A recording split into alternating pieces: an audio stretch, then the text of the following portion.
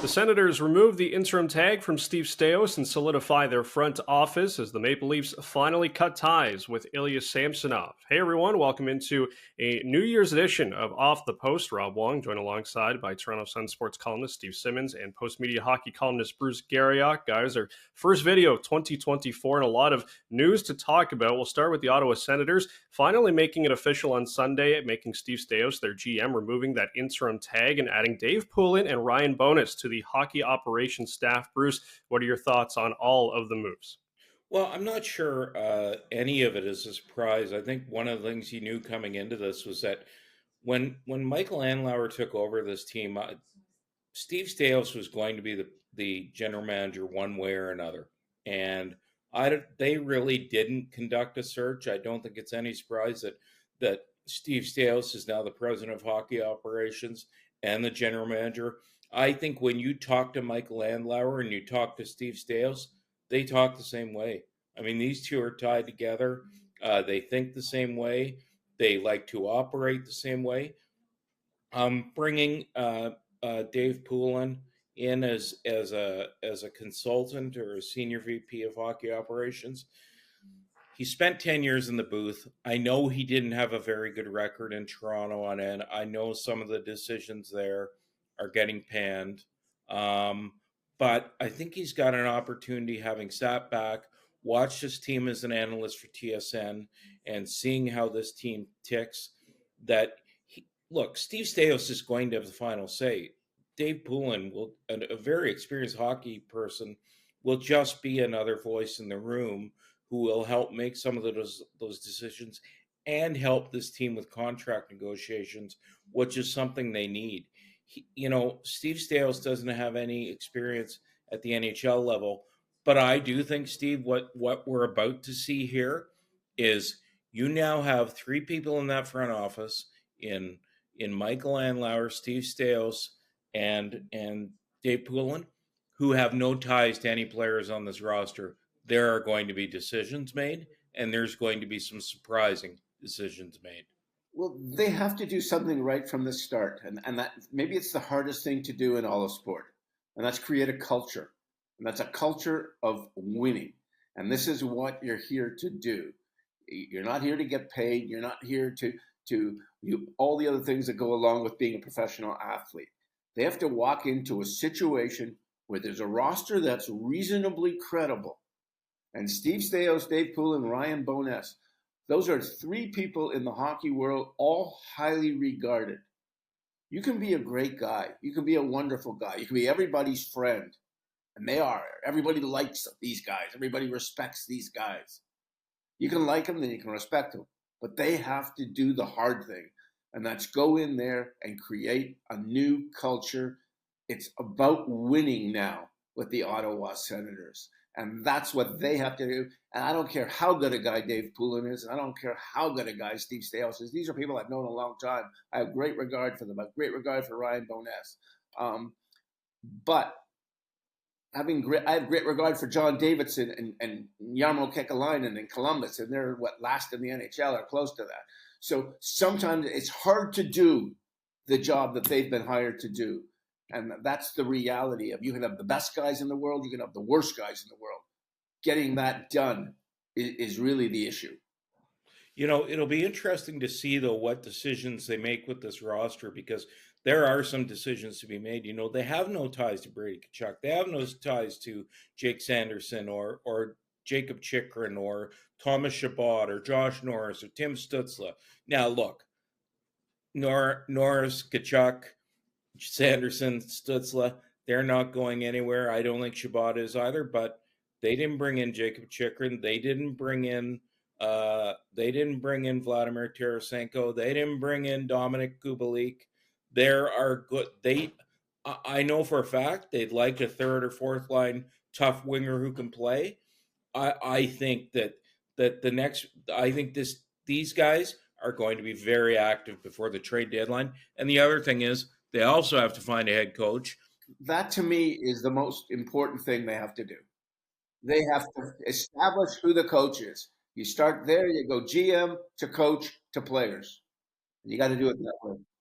Yeah, but I think suddenly this puts Craig Berube on the radar screen.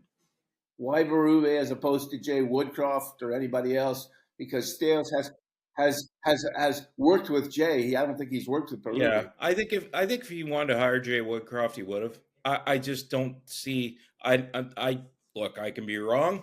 I don't think that's happening here. I think that Dave Poulin made a very interesting comment on radio here a couple weeks ago. If he asked if he could pick one of the head coaches available, he said he'd hire Craig Berube. And I think Craig Berube has been kind of waiting to see what happens in Ottawa.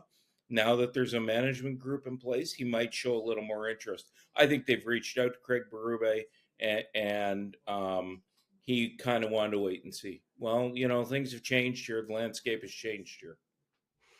All right, moving on to the other Ontario team, and that is the Maple Leafs, Steve, who finally pulled the plug on struggling netminder Ilya Samsonov, and struggling might be an understatement, placing him on waivers. He did clear and is now with the AHL's Toronto Marlies, trying to search for that game that allowed him to help the Maple Leafs get past the first round last year. So now it's veteran Martin Jones, rookie Dennis Hildeby. He have just 17 professional games in North America. How big of a problem do the Leafs currently have on their hands with their goaltending situation? Well, it's a 1 month problem per se, so long as they can wait for Joseph Woll to get back. But the way the Eastern Conference is piling up in terms of teams getting points and everybody crowding together, the Leafs aren't even in a position right now where you can say they're going to make the playoffs. So you start with there. I don't look at Hildeby and Jones as anything but a short-term solution. That's to get them to a point, unless they can pick up a veteran goalie somewhere in the next week or so, which they've tried to do and haven't gotten anywhere.